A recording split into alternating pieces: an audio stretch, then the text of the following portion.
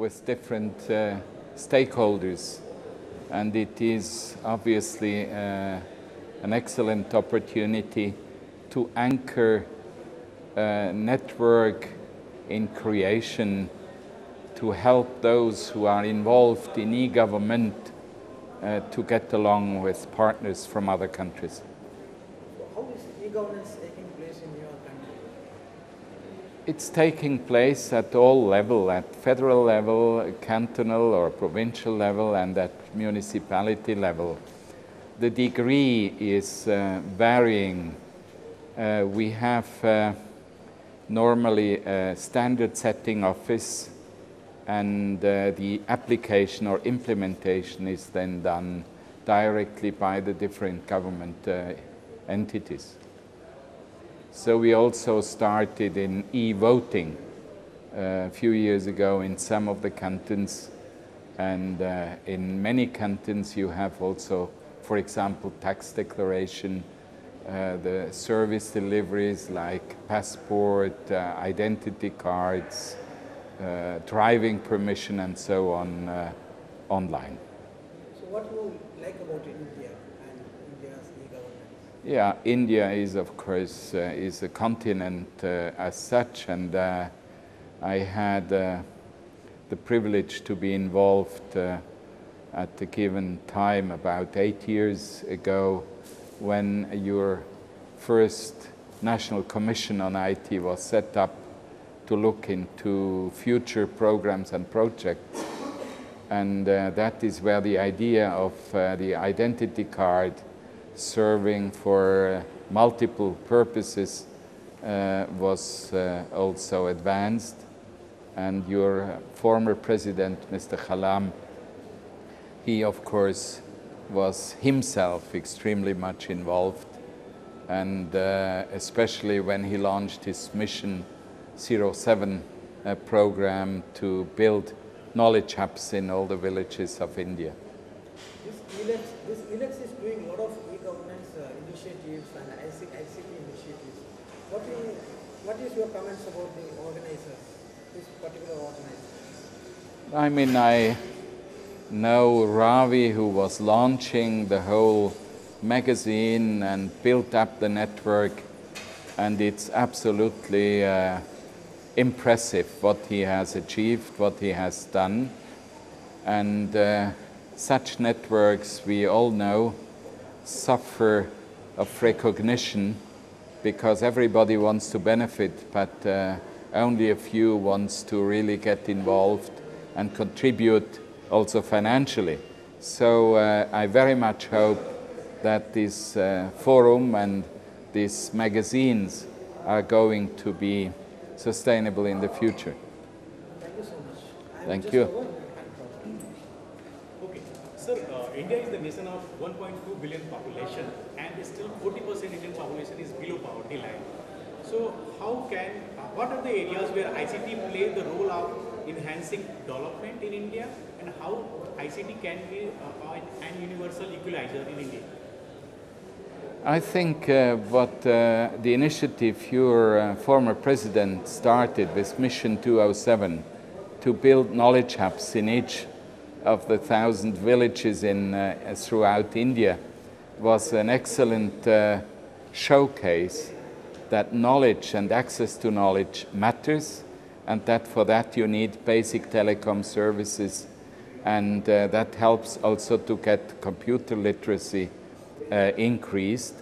Obviously, it is a big challenge for the Indian government and the economy to lower that number of people under the poverty line, but I'm confident that with the growing industry of IT here and with IT services and the income India can generate will also benefit those people in their economic perspectives.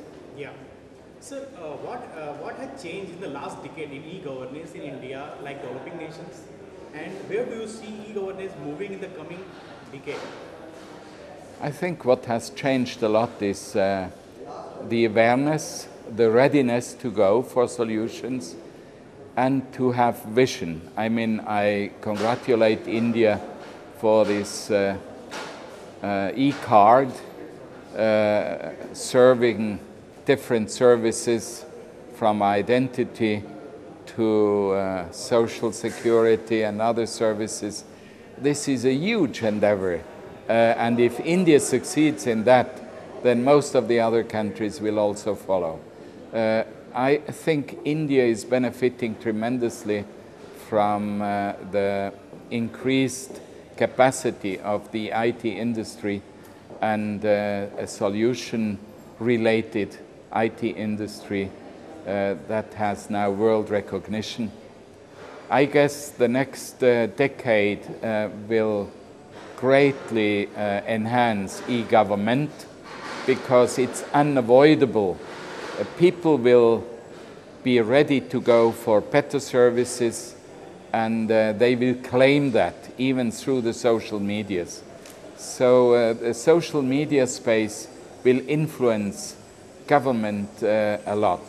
But what I hope India will succeed in is in really serving bandwidth and broadband to the rural areas so that the whole population can benefit from speedier communication and from better capacities to download information and knowledge.